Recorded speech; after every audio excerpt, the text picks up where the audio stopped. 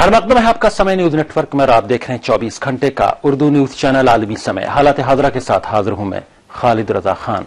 दिल्ली में अफसरों की तकरीरी और काम काज को लेकर लेफ्टिनेंट गवर्नर नजीब जंग और सीएम अरविंद केजरीवाल के बीच जंग जारी है। पहले एलजी नजीब जंग ने सीएम अरविंद केजरीवाल के सेक्रेटरी राजेंद्र कुमार की तकरीरी रद्द की। फिर केजरीवाल ने कारगुजार प्रिंसिपल सेक्रेटरी शकुंतला गैमलिन की तकरीरी पर सवाल उठाया। लेफ्टिनेंट गवर्नर और सीएम की इस रस्साकशी में कई महकमे में अफसरों की तैनाती नहीं हो पाई है। आम आदमी पार्टी ने लेफ्टिनेंट गवर्नर पर इल्जाम लगाया है कि वो बीजेपी के एजेंट के तौर पर काम कर रहे हैं। लड़ाई अब राष्ट्रपति भवन तक पहुंच गई है। आइन में जब लेफ्टिनेंट गवर्नर और वज़ीर-ए-आला के कामकाज को डिफाइन कर दिया गया है तो फिर झगड़ा किस बात का है? क्या यह पावर कंट्रोल की लड़ाई है या फिर मरकज केजरीवाल सरकार को खुलकर काम करने देना नहीं चाहती? क्या एक चुनी हुई सरकार से इस तरह का रवैया सही है? इन्हीं मौजूदात पर बातचीत के लिए हमारे साथ स्टूडियो में मौजूद है सहारा उर्दू मीडिया के ग्रुप एडिटर जनाब सैयद फैसल अली साहब। आपका आलमी समय स्टूडियो में खैर मकदम है। शुक्रिया। इनके अलावा हमारे साथ चंद मेहमान सियासी पार्टियों के गुफ्तगू में शामिल हो रहे हैं फोन लाइन के जरिए। तो आइए शुरू करते हैं अपना खुसूसी प्रोग्राम हालात हाजरा।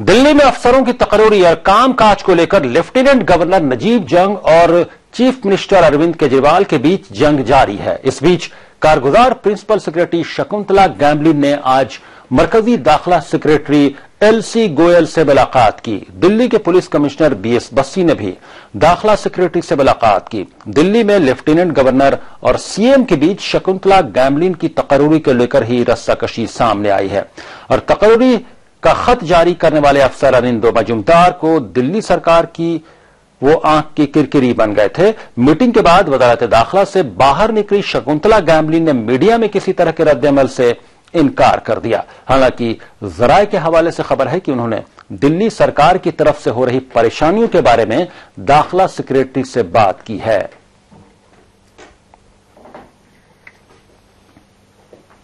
उधर दिल्ली के लेफ्टिनेंट गवर्नर नजीब जंग ने सीएम अरविंद केजरीवाल के सेक्रेटरी राजेंद्र कुमार की तकरीरी रद्द कर दी है, जिससे अरविंद केजरीवाल और नजीब जंग के बीच तकरार और बढ़ गई है। एलजी नजीब जंग ने केजरीवाल हुकूमत के उन अहकामात पर पाबंदी आयद कर दी है जिनमें सरकार ने अनिंदो मजुमदार की पावर को दिल्ली के चीफ सेक्रेटरी राजेंद्र कुमार को दे दिया था। इस मामले में नजीब जंग ने दिल्ली के डिप्टी सीएम मनीष सिसोदिया को खत लिखकर तकरीरी रद्द करने की खबर दी। इससे पहले दिल्ली हुकूमत ने अनिंदो मजुमदार का ऑफिस भी सील कर दिया था। गुज़श्ता हफ्ते अनिंदो को केजरीवाल ने ओहदे से बरतरफ कर दिया था, लेकिन एलजी ने इस हुक्म को भी खारिज कर दिया था।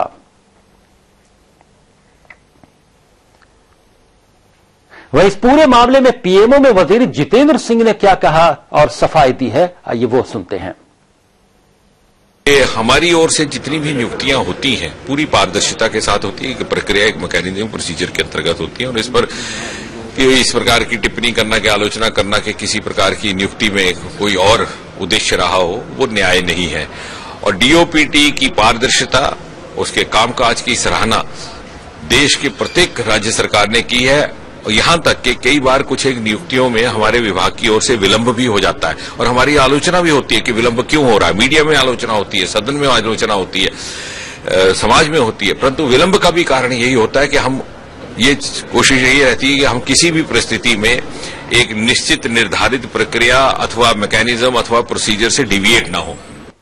हमारे साथ स्टूडियो में बातचीत के लिए मौजूद हैं सहारा उर्दू मीडिया के ग्रुप एडिटर सैयद फैसल अली साहब और फोन लाइन के जरिए बातचीत में शामिल हो गए हैं बीजेपी लीडर और दिल्ली में बीजेपी के फॉर्मर एमएलए रहे कुलवंत राणा साहब और आम आदमी पार्टी के लीडर इरफानुल्लाह खान साहब। कुलवंत राणा साहब, आपसे बातचीत की शुरुआत करते, क्या बार बार ये इल्जाम लग रहा आपकी पार्टी सेंटर में है कि आपकी पार्टी लेफ्टिनेंट गवर्नर के जरिए दिल्ली में आम आदमी पार्टी की सरकार को कोऑपरेट नहीं कर रही है, उसको ठीक से चलने नहीं देना चाह रही? क्या ये जो कुछ चल रहा है सेक्रेटरीज के अपॉइंटमेंट्स को लेकर, क्या उसी का हिस्सा समझा जाए इसे?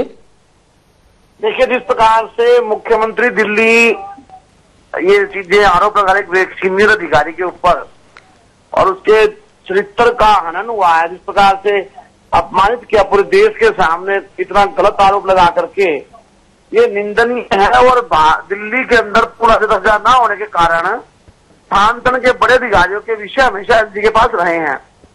और जिस प्रकार का हरकत केजरीवाल जी कर रहे हैं, इस प्रकार का हरकत तो उनको नहीं करनी चाहिए। जानबूझ करके जानकारी के अभाव में और अहम उनके अंदर जो है उस अहम के कारण सब हो रहा है। तो मेरी जो ये है कहना कि केजरीवाल जी को एलजी के काम में दखलंदाजी नहीं करनी चाहिए और एलजी को जो ना उनको जो अपना संविधान के तहत उनको काम करना चाहिए। अपना दोनों काम करके दिल्ली के लोगों को जो ना सेवाएं दें।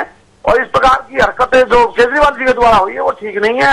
और जिस प्रकार से अधिकार का उल्लंघन करते हुए राजेंद्र जी की नियुक्ति कर दी, ये भी बहुत बड़ी गलती उनकी रही है। कुलवंत राणा साहब, जब से आम आदमी पार्टी की सरकार दिल्ली में आए तब से वो ये कह रही कि उनको ठीक से काम करने नहीं दिया जा रहा, सेंटर की तरफ से उनको बहुत सारी चीजों में दिक्कतों का सामना है। क्या ये जो दिक्कतें सामने आ रही हैं, जो जनता के सामने अब वो सब दिक्कतें सामने आ गई हैं, क्या माना जाए कि वाकई दिक्कतें हो रही हैं आम आदमी पार्टी की सरकार को, अरविंद केजरीवाल को?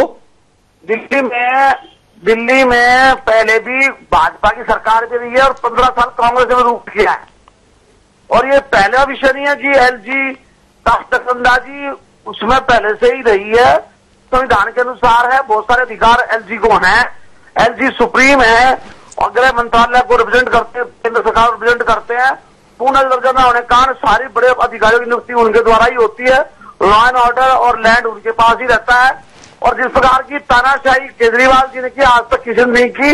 और वो किसी को भी का सम्मान नहीं समझते, जो बोलते सोचते मैं ठीक हूँ। उनके अंदर ये बहुत बड़ी एक कमी है कि वो सब कुछ ये मानते कि मैं सब कुछ ठीक हूँ, मैं जो कर रहा हूँ ठीक कर रहा हूँ। किसी को नहीं मानते, संविधान को वो नहीं मानते, सिस्टम को वो नहीं मानते, किसी चीज को फॉलो नहीं करते हो। जी, आप फोन लाइन पर बने रहे। कुलवंत राणा साहब, आपके पास हम आते हैं। हमारे साथ आम आदमी पार्टी के लीडर इरफानुल्लाह खान साहब बातचीत में शामिल। इरफानुल्लाह खान साहब, आपने कुलवंत राणा साहब की बात सुनी कि वो कहीं ना कहीं से जो भी कॉन्स्टिट्यूशन में प्रोविजन है उसको वो फॉलो करना नहीं चाहते और वो खामखा का इल्जाम लगा रहे हैं सेंटर पर और एलजी पर। अरविंद केजरीवाल के बारे में वो कह रहे हैं। देखिए भाजपा हो या कांग्रेस हो, ये 15 साल तक जब सरकार रही है, उससे पहले बीजेपी की सरकार रही है, पूरे दिल्ली के अंदर सारी बिजली कंपनीज की मनमानी रही है। और इसी वजह से इसमें रेट्स हाई हुए और इससे लोग परेशान रहे बिजली की वजह से। ये अब भी चाहते हैं कि उनकी मनमानी किसी न किसी तरीके से जारी रहे। वो अरविंद केजरीवाल साहब होने नहीं देंगे। इसलिए नहीं होने देंगे कि बिजली एक अहम मामला है दिल्ली के लिए, दिल्ली के लोगों के लिए। उनकी कमर टूट जाती है, गरीब लोग हैं, मिडिल क्लास के लोग हैं, उनको राहत देने के लिए बिजली कंपनियों पर लगाम लगाना जरूरी है। भाजपा क्योंकि कॉर्पोरेट हाउसेस के साथ काम कर रही है और उनके फ्रेंडली उनके रिलेशंस हैं, तो मुझे लगता है कि वो एलजी के जरिए सारे काम अब दिल्ली में कराना चाहते हैं। और प्रॉक्सी वार चल रही है, ये सेंट्रल गवर्नमेंट की है। 15 महीने का दौर देखें अगर आप एलजी साहब का, तो उन्होंने हर लेवल पर। लेकिन आम आवाम कैसे तय करे कि ये इसमें तो आम आवाम सियासत देख रही है इरफानुल्लाह खान साहब के। आम आदमी को समझ में आ रहा है कि 11,000 करोड़ रुपए का लोन जिसे गारंटी के तौर पर दिया जा रहा था, गारंटी का मतलब था कि अगर ये कंपनियां वापस नहीं करेंगी तो उसका बोझ सारा पब्लिक पे पड़ने जा रहा था, जो सरकार को देना था। तो ये बताइए कि इस तरह से अगर ये मनमानी कंपनियां करेंगी तो मुझे लगता है कि इसको इस तरह में देखना चाहिए कि 15 महीने के अंदर एलजी साहब का जो रोल रहा है दिल्ली के ताल्लुक से और आम आदमी पार्टी और आम आदमी सरकारों के ताल्लुक से, वो बहुत ही नाजायज तरीके का रहा है और बहुत ही उनका। फिर आप नाजायज कर रहे हैं, आप फोन लाइन पर बने रहे, हम एक न्यूट्रल व्यू जान लेते हैं। कुलवंत राणा साहब की बात सुनिए आपने, सईद फैसल अली साहब और इरफानुल्लाह खान साहब की बात सुनी। एक सहाफी के तौर पर, एक अखबार के ग्रुप एडिटर के तौर पर आप पूरे मामले को कैसे देख रहे हैं कि आखिर हो क्या रहा है दिल्ली में? क्या सियासत, नजीब जंग साहब सियासत कर रहे हैं, कोई प्रॉक्सी वार चल रहा है, हो क्या रहा है? देखिए, एक जहां तक सवाल ये है कि इन दोनों में जो जिस तरह की रस्साकशी चल रही है उसकी जरूरत नहीं थी, इसलिए जीएनटीसीडी एक्ट 1991 और ट्रांजिशन और बिजनेस रूल 1993, ये दोनों जो प्रोविजंस हैं ये कहीं ना कहीं एलजी और चीफ मिनिस्टर्स के अख्तियारात को बिल्कुल क्लियरली डिफाइन करते हैं। जी। इसमें कहीं कोई शक नहीं होना चाहिए कि जो दिल्ली का स्ट्रक्चर है वो कहीं ना कहीं बहुत सेंटर पे डिपेंडेंट है, फुल स्टेट नहीं है, सिटी स्टेट है, और वो भी इस तरह से है कि नेशनल कैपिटल रीजन की ये गवर्नमेंट है। तो एक मसला यहां है। लेकिन मुझे ये लगता है कि मसला ज्यादा कॉम्प्लिकेट इसलिए हो गया है कि इन दोनों ऑफिसेज में, लेफ्टिनेंट गवर्नर के ऑफिस और चीफ मिनिस्टर के ऑफिस में, प्रॉपर कम्युनिकेशन और कोऑर्डिनेशन नहीं हो पा रहा है। इसलिए याद कीजिए कि नजीब जंग ने यह कहा कि 40 घंटों तक जब कोई मामला नहीं बन पाया और इस पे चीफ मिनिस्टर के ऑफिस से रिएक्शन नहीं आई, कमेंट नहीं आई, तो हमने शकुंतला गैमलिन को अपॉइंट कर दिया। जाहिर सी बात है कि ऑफिसर का चीफ सेक्रेटरी की जो पोजीशन होती है सिर्फ इसलिए नहीं कि ब्यूरोक्रेसी की हेड होती है, ये पोजीशन वो हर वक्त होनी जरूरी है। In case of any emergency जो रेफरेंस ये नोडल पॉइंट होता है वो चीफ सेक्रेटरी का होता है। चीफ सेक्रेटरी की पोजीशन को खाली नहीं छोड़ा जा सकता है, ये अपने आप में एक तय बात है। लेकिन मुझे ये लगता है कि इन सारी चीजों के बावजूद एक चीज जो बहुत इंपॉर्टेंट है किसी भी जमहूरी या किसी भी डेमोक्रेटिक सेटअप में, वो ये है कि इलेक्टेड गवर्नमेंट की विशेष को भी आप नजरअंदाज नहीं कर सकते हैं। बहुत सारे सरकारी कामों में इलेक्टेड गवर्नमेंट का जो व्यूज है उसको ऑनर करना चाहिए, और यही हर जगह डेमोक्रेसी में, खासकर हिंदुस्तान की जमहूरियत की बात करें तो यही इसकी खूबसूरती है कि जो इलेक्टेड गवर्नमेंट का व्यूज होता है वही प्रिवेल करता है। लेकिन मैंने जैसा कहा शुरू में कि दिल्ली की सिचुएशन थोड़ी डिफिकल्ट है, लेकिन इसको भी ओवरकम किया जा सकता था अगर नजीब जंग और अरविंद केजरीवाल के बीच में प्रॉपर कोऑर्डिनेशन और कम्युनिकेशन होगा। दूसरी बात कि फरल्ला साहब ने जो बात कही कि केजरीवाल रोकना चाहते हैं किसी भी कीमत पे ये जो बिजली कंपनी की लोग हैं और उनके जो लोग दलाली कर रहे हैं या जो लोग उसको जो उनका किया हुआ काम है उसको खत्म करना चाह रहे हैं, सही बात है, रोकें, जरूर रोकें, लेकिन कहीं ना कहीं जो कॉन्स्टिट्यूशनल पोजीशन है और कहीं ना कहीं जो आपके अख्तियारात है आप उससे बाहर नहीं जा सकते हैं। अगर ऐसा है तो उससे पहले आपको जो दिल्ली का जो लेफ्टिनेंट गवर्नर और चीफ मिनिस्टर के हुकूक हैं और उनके जो अख्तियारात हैं उस पे पहले आप तब्दीली करवा लीजिए, पहले आप पार्लियामेंट से एक्ट ला करके उसको चेंज करवा लीजिए। इसलिए कि आप चाहते हैं इसलिए कोई चीज हो जाए, ये मुमकिन नहीं है। लेकिन इन सारी चीजों के बीच में जो सबसे बुरी बात हो रही है कि दिल्ली का गवर्नेंस अफेक्ट हो रहा है। मुझे उम्मीद करता हूं खालिद कि चीफ मिनिस्टर केजरीवाल और लेफ्टिनेंट गवर्नर नजीब जंग विजडम विल प्रिवेल और ये लोग कहीं ना कहीं कोऑर्डिनेशन और कम्युनिकेशन के साथ इस मसले को हल करेंगे। जी, यानी कम्युनिकेशन गैप है और कुछ और कहीं ना कहीं से कोऑर्डिनेशन की कमी है लेफ्टिनेंट गवर्नर और सीएम के ऑफिस में, इस वजह से ये तमाम दिक्कतें आ रही हैं, दुश्वारियां हो रही हैं। कुलवंत राणा साहब, आखिर क्या वजह है, क्यों ये कम्युनिकेशन गैप है? क्योंकि शुरू से ही जब से दिल्ली में आम आदमी पार्टी की सरकार बनी है तब से ऐसा लग रहा है, ये इल्जाम है आम आदमी पार्टी का कि नजीब जंग का रोल न्यूट्रल ना होके वो ऐसा लग रहा है कि वो अफेक्टेड है बीजेपी के, जो उनका इल्जाम है कि एजेंट के तौर पर काम कर रहे हैं। कुछ चीजों में जो चीजें आवाम के सामने आ रही हैं, ऐसा लग रहा है कि कुछ ना कुछ सियासत तो हो ही रही है, चाहे वो अरविंद केजरीवाल की तरफ से हो या मरकज की तरफ से हो रही हो। ऐसा है तो मैं बहुत स्पष्ट रूप से आपके मीडिया के माध्यम से दिल्ली की जनता को बताना चाहूंगा, एक तो उनके अंदर अहम बहुत है, वो अहम आने आ रहा है कि मैं सुप्रीम पावर हूं, मैं एक जो अहम है ना, और एलजी जो भी भाईजान ने जो बयान दिए बिल्कुल ठीक उन्होंने स्पष्ट बयान स्थिति को, दिल्ली का जो पूरा जो न होने के कारण तो एलजी के जो अधिकार है वो स्पष्ट है।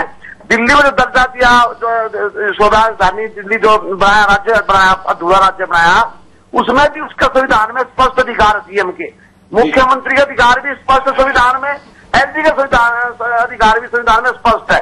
जान पूछ करके अहम के कारण टकराव हो रहा है। एलजी कार्यालय से ये सच है, ये भी ठीक कहा कि जो भी मुख्यमंत्री रहे थोड़ी बहुत अनापनी रही है, लेकिन जिन उनका जो एक मुहूर्त को एक सीनियर अधिकारी जब जीवन लगा देती है सेवा में, सीधा सीधा किसी को भी चोर कह देना, किसी को भी अपॉइंट कर देना और अधिकारों का उल्लंघन करते हुए अब संविधान की जानकारी ना रख के पूरी और कुछ भी कर देना, ये जो उनकी फितरत है उनको बदलनी पड़ेगी और ये नहीं चलेगा।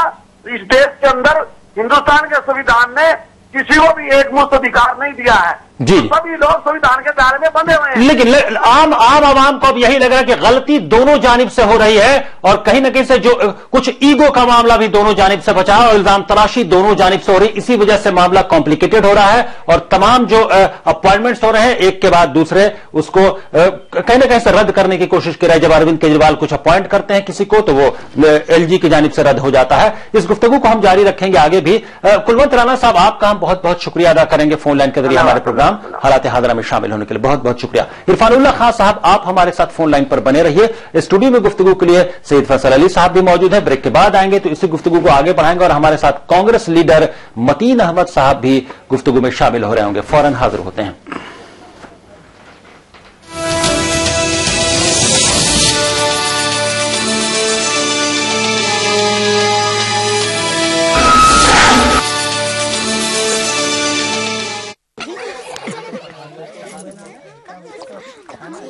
बच्चे। काकी, घर में शौचालय कहाँ है? बहू को घर में कहाँ, खुले में ही जाना पड़ेगा। फिर तो तुम घूंघट भी खोल ही दो। एक तरफ तो आपको बहू का घूंघट भी सरकाना गवारा नहीं, और दूसरी तरफ उसे खुले में। इस तरह तो हमने कभी सोचा ही नहीं था। तो अब सोचो, घर में शौचालय बनवाओ और इस्तेमाल करो। स्वच्छ भारत मिशन, एक कदम स्वच्छता की ओर। जहाँ सोच वहाँ शौचालय। हिंदुस्तान की शान उर्दू का तर्ज बयान, समाज का आईना, हालात का तर्जुमान, आपके मसाइल आपकी जबान, खबरों की समझ, इंसाफ का कारवां, आलमी समय, सच की पहचान। समय परिवर्तन है, समय संजीवनी है, समय मनुष्य है, वर्तमान है, भविष्य है, मासूम ममता की मीठी सी झपकी है। समय सभी का है, समय तुम्हारा है, हम समय, ये समय हमारा है, रहिए समय के साथ।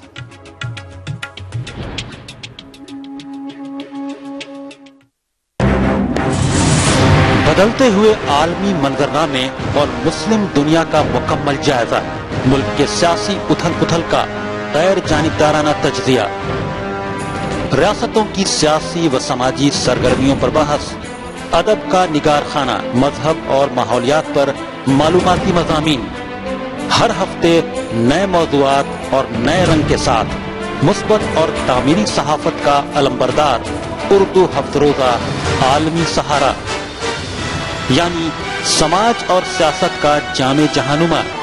इंटरनेट पर भी कर सकते हैं इसका नजारा। लॉग ऑन करें www.alamisahara.com। हिंदुस्तान की शान उर्दू का तर्ज बयान, समाज का आईना, हालात का तर्जुमान, आपके मसाइल आपकी जबान, खबरों की समझ, इंसाफ का कारवां, आलमी समय, सच की पहचान।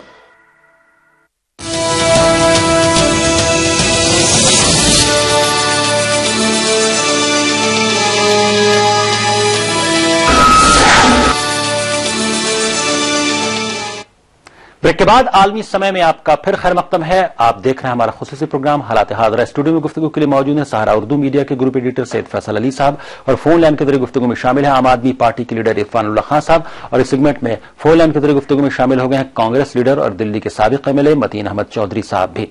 आम आदमी पार्टी जहां मरकज की इसे साजिश करार दे रही कि उसकी तमाम तकरीरें रद्द कर दी जा रही हैं, वहीं बीजेपी का कहना है कि केजरीवाल कानून को ताक पर रखकर सरकार चलाना चाहते हैं। कांग्रेस का कहना है कि आम आदमी पार्टी और बीजेपी पावर कंट्रोल की लड़ाई लड़ रही हैं। अशोभनीय है, निंदनीय है और शर्मनाक है। संविधान से ऊपर कोई भी नहीं है, और हमारा संविधान 239A 4 खोल के पढ़िए आप, वो इस बात की अनुमति नहीं देता कि आप चुनी हुई सरकार को बाईपास कर खुद ब्यूरोक्रेसी के जरिए गवर्नमेंट चलाने लगे। अगर सरकार चलाने का इतना ही शौक है, चुन के आइए। कल को दिल्ली की जनता को अगर समस्या होगी, तकलीफ होगी, वो एली साहब के पास राजनिवास नहीं जाएगी, वो अपने विधायक से सवाल पूछेगी, वो अपने मुख्यमंत्री से सवाल पूछेगी। चुनी हुई सरकार को जनता के जनादेश को बाईपास करने का हक किसी को भी नहीं है। अगर आप ऐसा करते हैं तो आप लोकतंत्र के साथ कॉम्प्रोमाइज करते हैं, इस देश के फेडरल ढांचे के साथ कॉम्प्रोमाइज करते हैं। देश की संविधान के तहत यदि वो नहीं चल सकते हैं, वो उस पद में बने नहीं रह सकते हैं, इसमें कोई दो राय नहीं हो सकती है। आपको केजरीवाल को समझना होगा, और लेफ्टिनेंट गवर्नर यदि ऐसा कोई निर्णय कर रहे हैं जो कानून के उल्लंघन है, संविधान का उल्लंघन है, उसके लिए हर सरकार के लिए दिल्ली सरकार के पास कानूनी रास्ते अवेलेबल है। कोर्ट के दरवाजा आप खटखटा सकते हैं, आप प्रधान प्रेसिडेंट के पास, राष्ट्रपति के पास जाने की बात कर रहे हैं, आप बेशक जा सकते हैं, बट लेकिन आप हर दिन ड्रामा करके किसी न किसी सरकार, किसी न किसी सचिव को, स्पेशल सेक्रेटरी को, प्रिंसिपल सेक्रेटरी को आप लेबल्स देते हुए या बांटते हुए आप अपनी सरकार को नहीं चला सकते हैं। दिल्ली के अंदर हम देख रहे हैं कि एक तरफ तो एक पार्टी और एक सरकार किसी का ऑफिस सील कर देती है, दूसरी तरफ दूसरी पार्टी और दूसरी सरकार किसी को नियुक्ति नहीं होने देती। लिहाजा आज दिल्ली के अंदर चीफ सेक्रेटरी नहीं है, दिल्ली के अंदर पावर सेक्रेटरी नहीं है, दिल्ली के अंदर सेक्रेटरी सर्विसेज नहीं है। तो जब ये तीनों महत्वपूर्ण अंग अगर सरकार के है ही नहीं और इस वजह से नहीं है कि दोनों के दोनों अपने वर्चस्व की और पावर की, सत्ता की लड़ाई और संघर्ष कर रहे हैं, तो दिल्ली की जनता ने अरविंद केजरीवाल जी की सरकार को दिल्ली में और केंद्र के अंदर मोदी की सरकार को इसलिए नहीं चुना था कि वो आपस में केवल सत्ता के संघर्ष के अंदर लगे रहें, बल्कि दिल्ली की जनता को गवर्नेंस चाहिए, प्रशासन चाहिए। हमारे साथ तमाम मेहमान गुफ्तगू में शामिल है। स्टूडियो में मौजूद हैं सहारा उर्दू मीडिया के ग्रुप एडिटर सैयद फैसल अली साहब और फोन लाइन के जरिए बातचीत में शामिल है आम आदमी पार्टी के लीडर इरफानुल्लाह खान साहब और कांग्रेस लीडर और दिल्ली के साबिक एमएलए मतीन अहमद चौधरी साहब भी। मतीन अहमद चौधरी साहब, आप अभी असेंबली में तो नहीं है, लेकिन जो रस्साकशी चल रही है, सियासत की पावर की लड़ाई चल रही है, ऐसा लग रहा है आम लोगों में अब यही इंप्रेशन जाने लगा है। आपकी पार्टी किस तौर पर देख रही है इसे? देखिए, 20 सालों से भी दिल्ली में सरकारें चल रही थी और भारतीय जनता पार्टी और कांग्रेस दोनों की सरकारें चली हैं, कहीं कोई इस तरह का डिस्प्यूट सामने नहीं आया। जब से केजरीवाल जी की सरकार बनी है, रोज इस तरह के मामले सामने आ रहे हैं और ये चीफ सेक्रेटरी, पावर सेक्रेटरी और दूसरे लोग तो हैं, पूरे दिल्ली का प्रशासन डरा हुआ है कि कब कल क्या हो जाएगा। कोई भी दिल्ली में काम नहीं हो रहा है। तो ये तो केजरीवाल जी की जिम्मेदारी है, उसे बैठ के वो एलजी साहब के साथ बैठ के ठीक करें, सॉर्ट आउट करें उसे। जनता को क्यों परेशान कर रहे हो? जी, ये दिक्कत कहां पर आ रही है? एलजी और अरविंद केजरीवाल यानी सीएम के बीच में क्या कोऑर्डिनेशन क्यों नहीं हो पा रहा है? कम्युनिकेशन गैप क्यों है? वजह क्या लगती है आपको? क्या सियासत एक वजह है? हाँ, सियासत है, वर्चस्व की लड़ाई है। एलजी साहब का जो है ज्यादा रुतबा है दिल्ली में, क्योंकि फुल फ्लैश गवर्नमेंट नहीं है, लेकिन केजरीवाल जी चाहते हैं कि मैं अपनी मर्जी से सरकार चलाऊं। जी, तो सुपीरियरिटी का झगड़ा है। जी, इरफानुल्लाह खान साहब से जाएं। इरफानुल्लाह खान साहब, सुपीरियरिटी का झगड़ा है, आखिर ये कौन सी गवर्नेंस है कि किसी सेक्रेटरी की ऑफिस को सील कर दिया जाए? क्या यहां पे प्रिजुडिस, यहां पर इस तरह के कुछ फीलिंग से काम नहीं लिया गया है कि या यहां पर हुकूमत न्यूट्रल नजर नहीं आई जब ऑफिस सील किया जा रहा था? तो नहीं, देखिए, मोदी सरकार फेडरल स्ट्रक्चर की बात कर रही है कि हमने ताकत दे रहे हैं सारी स्टेट गवर्नमेंट्स को, हम बहुत पैसा दे रहे हैं स्टेट गवर्नमेंट्स को। क्या दिल्ली सरकार उन फेडरल स्ट्रक्चर में नहीं है? क्या जवाबदेही बनती है चीफ मिनिस्टर की? पब्लिक को जवाबदेही देनी होती है चीफ मिनिस्टर को, दिल्ली सरकार को, ना लेफ्टिनेंट गवर्नर को देनी पड़ती है, ना किसी सेक्रेटरी को देनी पड़ती है। तो लिहाजा जब आप अपॉइंटमेंट करेंगे तो चीफ मिनिस्टर से पूछना पड़ेगा, जवाबदेही उसकी है पब्लिक के सही। पब्लिक जवाबदेह चाहती है सरकार को, ना लेफ्टिनेंट गवर्नर को जानती है, ना किसी सेक्रेटरी को जानती है। तो मैं समझता हूं कि इस फेडरल स्ट्रक्चर को समझकर चीजों को ठीक करना चाहिए। इसीलिए कल सदर जमहूरिया से मुख्यमंत्री मिल रहे हैं और मुझे लगता है कि वंस फॉर ऑल दिल्ली का ये मामला तय होना चाहिए। 15 सालों में यकीनन तय होना चाहिए। फिर सवाल वही उठ रहे हैं, आप फोन लाइन पर बने रहिए। सैयद फैसल अली साहब, सवाल फिर गवर्नर या लेफ्टिनेंट गवर्नर के रोल पर उठने लगे क्या? क्योंकि हमेशा यह सवाल उठता है कि गवर्नर हो किसी सूबे के या लेफ्टिनेंट गवर्नर हो दिल्ली में, वो सियासत करने लगते हैं, वो जो भी पार्टी पावर में होती है या जहां से उनका अपॉइंटमेंट होता है वो उसके हिसाब से काम करने लगते हैं। क्या यह वक्त नहीं आ गया है कि इस पर भी नजरसानी की जाए? आपने बहुत अच्छी बात कही खालिद की। अभी जो पिछले 20 साल में अगर आप देखें तो जो हालात बने हैं, जो न्यूट्रल गवर्नर का जो कॉन्सेप्ट था वो कहीं ना कहीं बिल्कुल खत्म हो गया। पहले गवर्नर जो था कॉन्स्टिट्यूशनल पोजीशन पे होता था और रोजमर्रा की जो पॉलिटिक्स होती थी उसके सूबे की, उससे उसका कोई लेना देना नहीं होता था। मैं दिल्ली की बात नहीं कर रहा हूं, उमूमन जो गवर्नर की बात थी तो उसमें ये चीजें थी। लेकिन अब आप अगर उठाकर देखें तो राम नायक से लेकर के दूसरे जितने गवर्नर हैं, राम नरेश अग्रवाल तक, वो किस तरह की चीजें कर रहे हैं ये आपके सामने है। लेकिन ये मान लेना कि ये सिर्फ प्रेजेंट गवर्नमेंट के पीरियड में है, ऐसा नहीं है। कांग्रेस के पीरियड में भी गवर्नर्स ऐसे रहे जो न्यूट्रल नहीं रहे। जो न्यूट्रल गवर्नर का जो कॉन्सेप्ट है वो कहीं ना कहीं खत्म हो गया और ये हमारी जमहूरियत के लिए अच्छी बात नहीं है। दूसरी बात ये कि गवर्नर्स को इस बात को समझना चाहिए कि मैंने पहले भी कहा आपसे, जो इरफानुल्लाह साहब कह रहे हैं कि जो इलेक्टेड गवर्नमेंट है उसके विशेष को आप दरकिनार नहीं कर सकते हैं। बिल्कुल तो सही बात है कि जो सवाल होता है, ये जो जिम्मेदारी होती है, जो अकाउंटेबिलिटी होती है, जो जनता के सामने जवाबदेह होता है, वो चीफ मिनिस्टर होता है, वो एमएलएज होते हैं, वो काउंसलर्स होते हैं, ये लोग हैं जो जिम्मेदार होते हैं। उन लोगों को इससे मतलब नहीं होता है कौन सेक्रेटरी है कौन नहीं है। लेकिन इसके साथ साथ कहीं ना कहीं एक सर्टेन स्टेटस जो होता है, डेकोरम होता है गवर्नमेंट की फंक्शनिंग का, उसको भी मेंटेन करना चाहिए। जिस तरह से तालेबंदी हो रही है, एक के बाद दूसरे सेक्रेटरीज अपॉइंट हो रहे हैं, उसको नजीब जंग साहब खारिज करते हैं, ये बिल्कुल इस तरह की बात हो गई है जैसे टर्फ वॉर है नजीब जंग और केजरीवाल के बीच में। ये बहुत ही खतरनाक है और मुझे कहीं ना कहीं मनीष सिसोदिया की उस बात को लगता है कि शायद उसमें कहीं ना कहीं कोई बात है कि ये पूरी तरह से दिल्ली की सरकार और दिल्ली का जो एडमिनिस्ट्रेशन है इसको डीस्टेबलाइज करने की साजिश है। अगर ये है तो इतने बड़े मैंडेट के साथ खिलवाड़ मेरे ख्याल से किसी भी मरकजी गवर्नमेंट के लिए बहुत मुनासिब बात नहीं है। जी, तो ऐसे में तो गवर्नेंस अफेक्टेड हो रहा है, आवाम का काम नहीं हो पा रहा है, कई कई सेक्रेटरीज नहीं है डिपार्टमेंट में। क्या मरकजी हुकूमत को ये चीज नजर नहीं आ रही क्योंकि दिल्ली की आवाम अफेक्टेड हो रही है, कहीं ना कहीं असर उन पर भी पड़ रहा है?